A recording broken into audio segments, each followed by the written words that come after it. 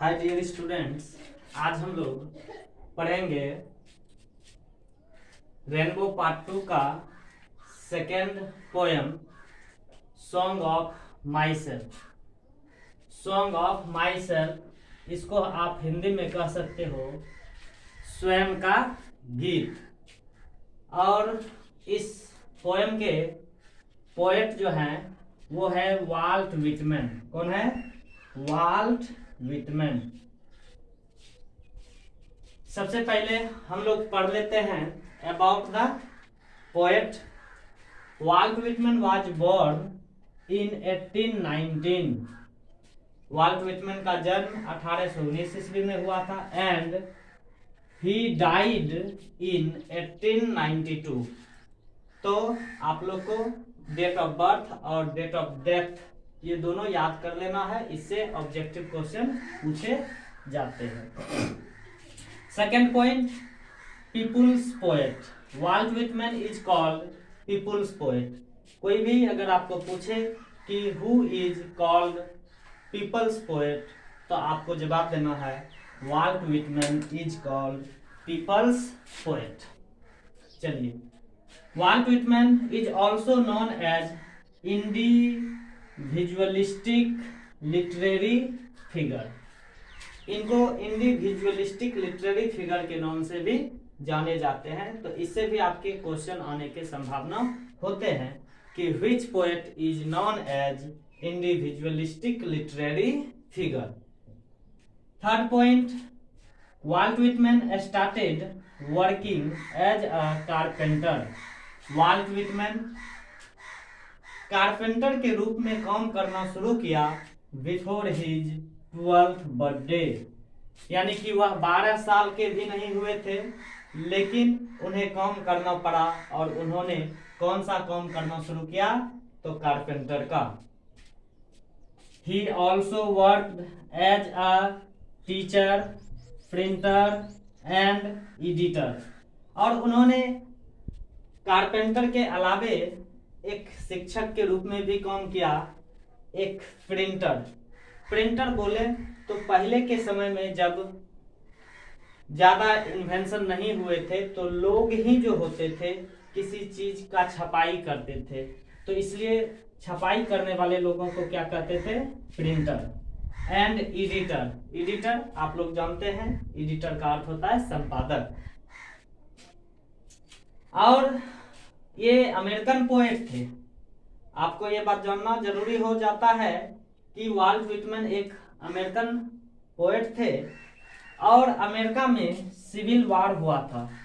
तो during the civil war he worked as a volunteer nurse. तो civil war के दौरान इन्होंने अमेरिका में एक वॉलंटियर नर्स के तौर पर भी काम किया था। His important works are, उनकी महत्वपूर्ण रचनाएं हैं। उनकी महत्वपूर्ण रचनाएं में आप देख सकते हैं सबसे फेमस है लीव्स ऑफ ग्रास, यानी कि घास की पत्तियों नामक एक रचना है जो वाल्ट विटमैन के द्वारा लिखा गया है। और ये लीव्स ऑफ ग्रास 1855 में पब्लिश्ड हुआ था, यानी कि लीव्स ऑफ ग्रास का प्रकाशन जो है कब हुआ था? तो 1855।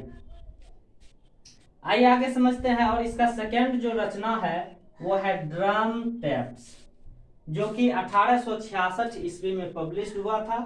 तो ये इनके दो इंपोर्टेंट रचना है, वर्क्स हैं। तो एक बार फिर से हम लोग रिवाइज कर लेते हैं about the poet.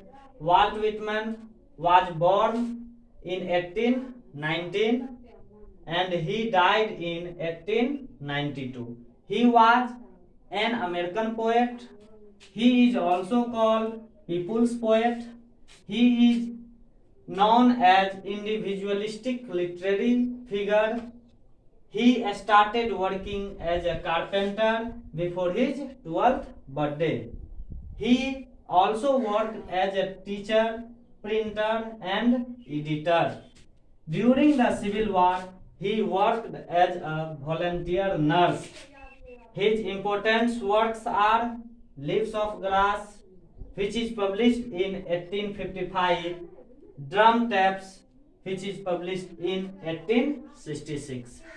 Let us talk about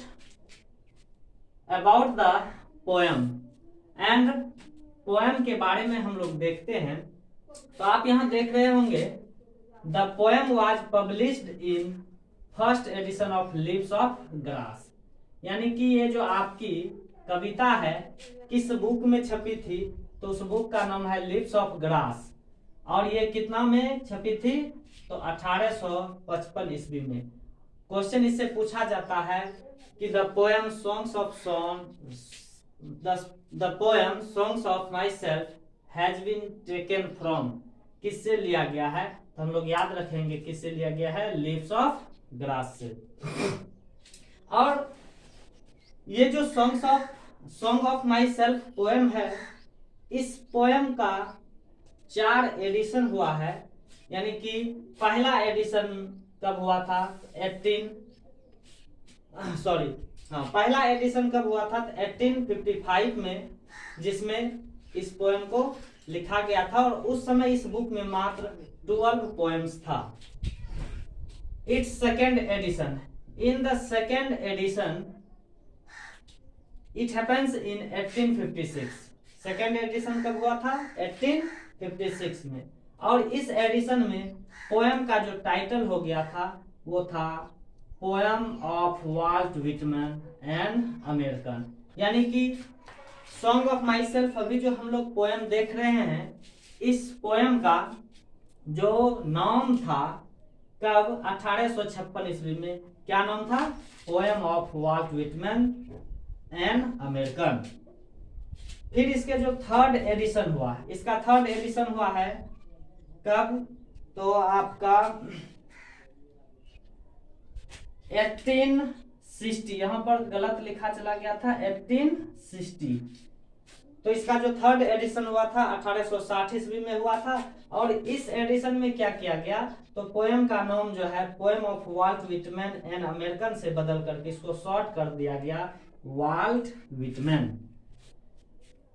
फिर आगे चल करके 1867 ईस्वी में, यानी कि 7 साल बाद 1860 में थर्ड एडिशन हुआ था। 1860 ईस्वी में आप देखेंगे कि इस पोएम को क्या चीज किया गया, हाँ, तो इस पोएम के टाइटल को बदल करके क्या रख दिया गया नाम, वाल्ट विटमैन।